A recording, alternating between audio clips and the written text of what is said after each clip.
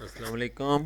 Distributed database system के 12 lecture के साथ मैं हूं मकबूल हुसैन। आज के लेक्चर में जो हम टॉपिक डिस्कस करने जा रहे हैं वो है डेटा रेप्लिकेशन।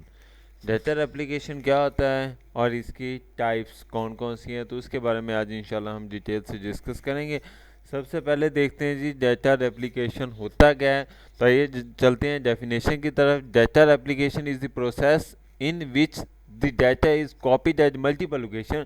मीन्स कहने का मतलब ये चीज़ है, यानी डाटा रेप्लिकेशन एक तरीकाकार है जिसमें आपके पास जो डाटा होता है ना, उसको एक से ज़्यादा जगह पर स्टोर करना, यानी उसकी कापियाँ मल्टीपल्स कापियाँ बनाएं और उसको क्या चीज़ें मल्टीपल डेटाबेस में या मल्टीपल वेबसाइट पर या मल्टीपल सर्वर में क्या चीज़ें उसे स्टोर कर दिया जाए, तो उसे क्या चीज़ें डाटा रेप्लिकेशन का नाम दिया जाता है। Moreover it is simple copy data from database from one server to another server.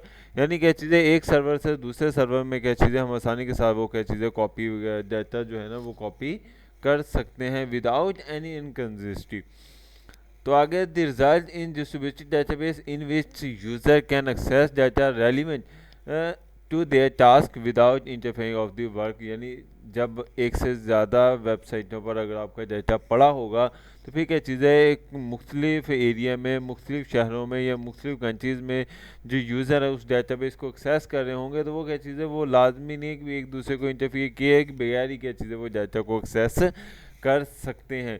इसके हम एग्जांपल सिंपल जो बेस्ट एग्जांपल है वो नादरा की है। जिस तरीके से नादरा के हर शहर में क्या चीज़ें वो सॉफ्टवेयर वो दफातर वगैरह कायम है, डेटाबेस मौजूद है, लेकिन क्या चीज़ें वो मुख्तलिफ जगह पर डाटा को एक्सेस कर रहे होते हैं। तो इसकी डाटा एप्लीकेशन के जो एडवांटेज है वो क्या चीज़ to provide the consist of copy of data across all the database node. Next क्या चीज़ है to increase availability of data. तो डाटा की जो अवेलेबिलिटी होती है ना वो काफ़ी ज़्यादा इम्प्रूव हो जाती है। The reliability of data increase through data replication. Data replication for multiple user and give high performance. बहुत ज़्यादा यूज़र यानी लाखों या करोड़ों यूज़रों को क्या चीज़ें हम आसानी के साथ यूज़र जो है उससे एक्सेस कर सकते हैं और बड़ी हाई स्पीड के साथ। To remove any data residency, इसमें क्या चीज़ है जो रेजिडेंसी है ना वो ख़त्म हो जाती है। मिसाल के तौर पर अगर कोई चेंजिंग करनी होती है तो वो मुख्तलिफ जगह पर ही क्या चीज़ है आसानी के साथ चेंजिंग हो जाती है। Since application are create there are change that the data is found itself where the transaction is execution which reduce the data movement। क्योंकि बार बार एक बार डाटा कॉपी कर दिया जाता है फिर क्या चीज़ उसकी बार बार मूवमेंट नहीं होती की जाती। तो अब इसके डिसएडवांटेज देखते हैं। तो सबसे पहले क्या चीज़ें, पहला डिसएडवांटेज ये चीज़ें जब आप ज़्यादा वेबसाइटों पर डाटा स्टोर करोगे तो ऑटोमेटिकली ये चीज़ें आपको स्पेस ज़्यादा की ज़रूरत पड़ेगी। नेक्स्ट क्या चीज़ है, डेजर application become expensive when replicate at all different size. जब आप मुख्तलिफ वेबसाइटों पर डाटा रखोगे फिर जब उसे अपडेट करोगे तो उस वक्त भी क्या चीज़ें काफ़ी ज़्यादा आपके लिए एक्सपेंसिव साबित हो सकता है। इसके अलावा उसको जब आप मेंटेन करोगे तो वो भी क्या चीज़ है डाटा उसकी कंसिस्टेंसी में काफ़ी ज़्यादा फ़र्क आ सकता है, यानी कम्प्लेक्स मेजरमेंट हो सकती है। तो ये इसके डिसएडवांटेज है। आइए चलते हैं जी आगे, इसकी टाइप्स कौन कौन सी है। तो इसके आमतौर पर दो टाइप्स हैं, सिंक्रोनस रेप्लिकेशन और एसिंक्रोनस रेप्लिकेशन। सिंक्रोनस रेप्लिकेशन की डेफिनेशन की तरफ चलते हैं। Synchronous replication the replica will be modify immediately after some change of the मेज इन द रिलेशन टेबल। यानी क्या चीज़ है, सिंक्रोनस रेप्लिकेशन वो रेप्लिकेशन है जिसमें जब हम चेंजिंग करेंगे, यानी एक डेटाबेस में जब चेंजिंग करते हैं तो वो उसकी दूसरे डेटाबेस में फ़ौरन ही अगर चेंजिंग हो जाए तो उसे क्या चीज़ है सिंक्रोनस रेप्लिकेशन का नाम दिया जाता है। अगेन बता दूं, यानी अगर एक डेटाबेस में हम चेंजिंग करते हैं तो उससे क्या चीज़ है जो दूसरा डेटाबेस उसके साथ लिंक होता है तो उसमें भी क्या चीज़ें फ़ौरन ही चेंज हो जाती है। मिसाल के तौर पर नादरा के सॉफ्टवेयर में खाने वाल में बंदा बैठकर चेंजिंग करता है तो जो मुल्तान में बैठा हुआ है या जो इस्लामाबाद में है तो उसको भी ऐसा लगेगा कि ये फ़ौरन ही क्या चीज़ है ये मेरे ही डेटाबेस में चेंजिंग हुई है। हालांकि जो चेंजिंग खाने वाल में हुई है वही चेंजिंग क्या चीज़ें पूरी दुनिया में नज़र आ रही होती है। तो वो क्या चीज़ें हमारे पास, यानी कहने का मतलब ये चीज़ें सिंक्रोनस रेप्लिक और एसिंक्रोनस रेप्लिकेशन में, यानी asynchronous replication the replica will be modify after commit in the file on the database. Comment क्या चीज़ है, ये मुख्तलिफ किस्म की कमांड्स इस्तेमाल होती हैं एसक्यूएल सर्वर में।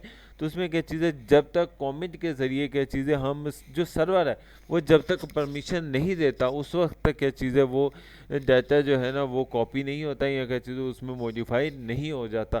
तो इसलिए लेकिन सिंक्रोनस में तो फ़ौरन ही हो जाता है, लेकिन एसिंक्रोनस में क्या चीज़ है कॉमेंट की कमांड जिसमें कि कॉमेंट की कमांड का मतलब है जब तक सर्वर आपको परमिशन नहीं देगा तब तक क्या चीज़ है वो मॉडिफाई नहीं हो सकता। वो सिर्फ लोकल साइड लोकल एरिया तक ही वो मॉडिफाई होता है, बाकी ओवरऑल क्या चीज़ है वो मॉडिफाई नहीं होता। आगे चलते हैं रेप्लिकेशन स्कीमा। रेप्लिकेशन स्कीमा आमतौर पर तीन किस्म के, फुल रेप्लिकेशन, नो रेप्लिकेशन और पार्शियल रेप्लिकेशन। फुल रेप्लिकेशन जिसमें सारे का सारा डाटा चीज़ें आप उसको कॉपी कर दो दूसरी वेबसाइटों पर, तो उसे क्या चीज़ें फुल रेप्लिकेशन का नाम दिया जाता है। मिसाल के तौर पर यूज़र 1, यूज़र 2, यूज़र 3 की चीज़ें।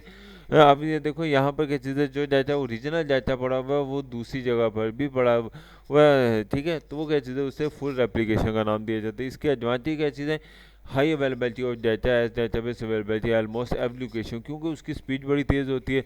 सारे का सारा डाटा तो आपने दूसरी वेबसाइट पर भी फेंक दिया और अपनी वेबसाइट पर भी स्टोर किया हुआ है, तो इससे क्या चीज़ है फास्टर एग्जीक्यूशन ऑफ क्यूरी, क्योंकि बड़ी स्पीड के साथ आप डाटा को एक्सेस कर सकते हो। लेकिन फुल एप्लीकेशन का disadvantage concurrency different difficult to achieve the full application, तो उसमें क्या चीज़ें कंकरेंसी कंट्रोल को करना तो काफ़ी ज़्यादा आपके लिए मुश्किल साबित हो सकता है।